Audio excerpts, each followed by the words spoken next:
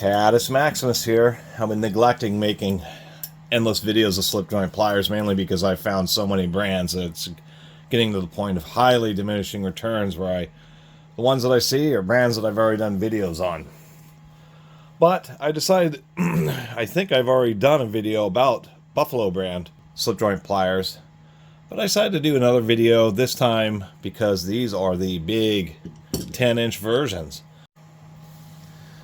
So I did want to edit in this little piece because the Buffalo Forge Tool Company, there's like the Buffalo Tool and Machine Company, which I'm not sure is the exact same as the Buffalo Forge, but they were a storied American company, started in the late 1800s making blacksmith tools and survived all the way through the 90s, and basically between the 50s and the 90s is when a lot of the classic American tool companies merged or shut down or were bought out.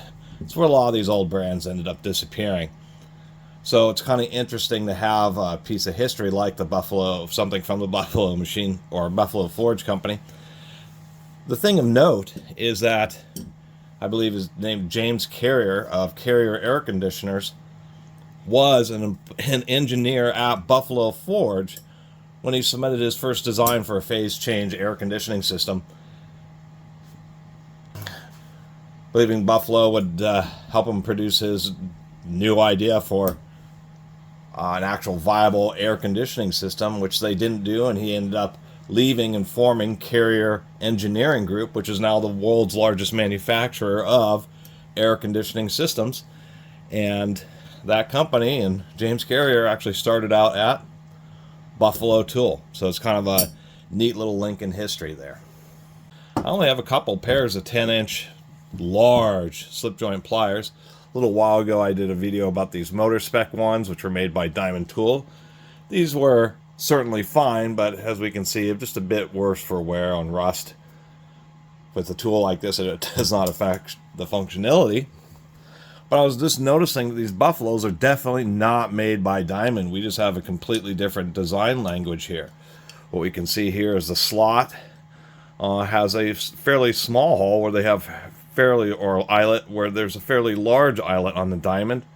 The Diamond seems to have just a little bit larger rivet. If we look at the backing nuts, it's a two-sided, that's a six-sided, and it still seems to have more surface area.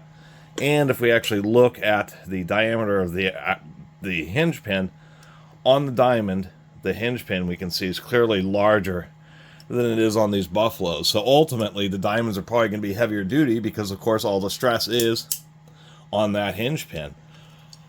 The other differences we can see is on the Diamonds, they tend to make the jaws just a little bit more pointy just because it allows them to get into tighter spaces and allows them to have just a bit more versatility, as well as the Diamonds having just a nice forged-in knurled texture. The Buffaloes here are obviously seems to just be a slightly cheaper tool. No forged-in texture, although the chrome plating does seem to be relatively decent. It's wearing off, but it isn't chipping or flaking. It seems like these Buffaloes just have a slightly cheaper version, I would think, than these old Diamonds. And of course, the last couple of things to mention is, of course, the Buffaloes versus the Diamonds.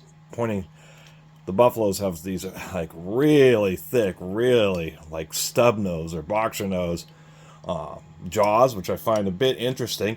They kind of look cool, but I mean, imagine trying to access some tight spaces. You know, you have the Diamonds or you have these Buffaloes. It's pretty obvious that the Buffaloes are going to have a much harder time, although there's more steel up there. These would work good as a hammer.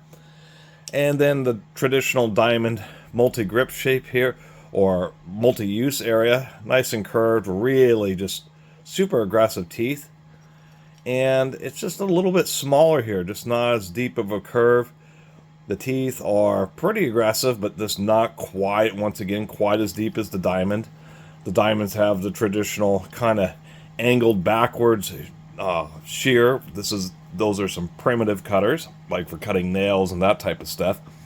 But they angle backwards just so it kind of, whatever you're cutting, kind of gets driven farther towards the hinge pin and makes the cutting action easier. These also have some bypass type cutters, but they're exactly the opposite, where they face a forward direction. And that's actually not as good, just because when you are trying to do cutting operations, things will tend to want, especially things like nails or big staples, that type of stuff, will want to slip out. So just not quite as good of a design. So wanted to make a little video. These buffaloes do not have, as far as I can tell, they have no part number. They just say Buffalo forged steel. It's the only marking on them. So once again, you kind of notice these because you're like, oh, there's a big set of pliers. Oh, those are slip joints, but they're just slip joint pliers tend to be in the, 6, 8, or excuse me, like 5, 6, and 8-inch range.